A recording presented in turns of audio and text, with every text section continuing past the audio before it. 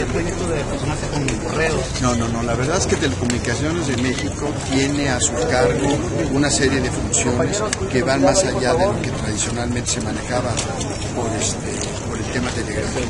Ya lo vieron ustedes, somos corresponsales bancarios de 10 instituciones, somos también los principales receptores de remesas de nuestros paisanos que llegan y mandan dinero aquí al país.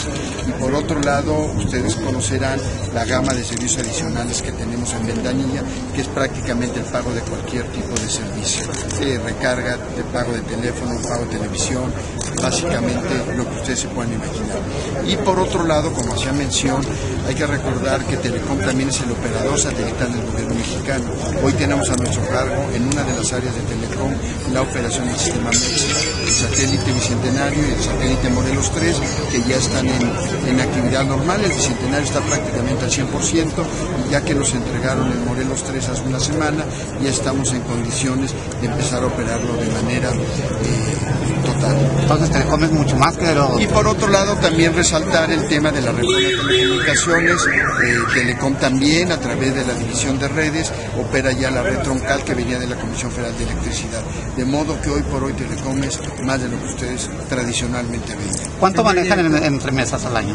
Pues mira, básicamente nosotros podemos hablar de que tenemos, en todo lo que tiene que ver con remesas que llegan y se pagan en efectivo, más allá de lo que viene por una transacción electrónica, el 5% del mercado. ¿Se pueden requisitar? Bueno, Donald Trump dice que va a requisitar la remesa. Usted podrá decir cualquier cosa, aquí los mexicanos mandamos. Pero no las puede intervenir entonces. Por supuesto que no. Señor, nada más una pregunta, ¿el edificio, el anterior, ya fue entregado a gobierno del Estado? Ya fue una permuta, tal y como lo comentó el secretario, y en ese sentido nosotros hemos dado todas las facilidades del gobierno del Estado.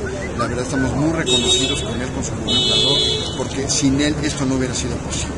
Hoy estamos seguros de que estamos contribuyendo a una realidad, parte de una visión que el propio gobernador planteó, que es el tema de los parques, que sin duda van a contribuir de manera muy positiva en la comunidad. Entonces ya se puede intervenir, ¿no? Porque había un proceso administrativo. No, bueno, no, por supuesto, es que hay que reconocer y tener en cuenta que todos los bienes inmuebles del gobierno federal son ordinarios, que es el administrador de los bienes inmuebles del gobierno federal, que puede ser la propia Secretaría de Comunicaciones y Telecom.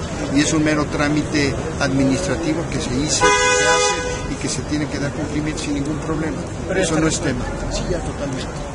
Son básicamente intercambio de algunos documentos para finiquitarlo y no representa ningún problema. Si no, no lo hubiéramos hecho. Las llaves de las Las llaves, pues sí, ya no están esperando, ¿no? Para tirarlo. ¿Y cuándo empiezan, antes de que se vaya el gobernador? ¿Cuándo empiezan aquí a trabajar?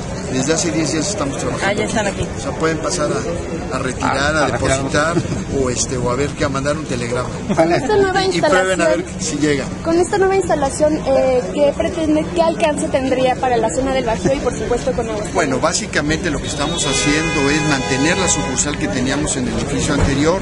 Está en la oficina administrativa de la gerencia, todo el estado está concentrado en esta gerencia y manejan las 19 sucursales.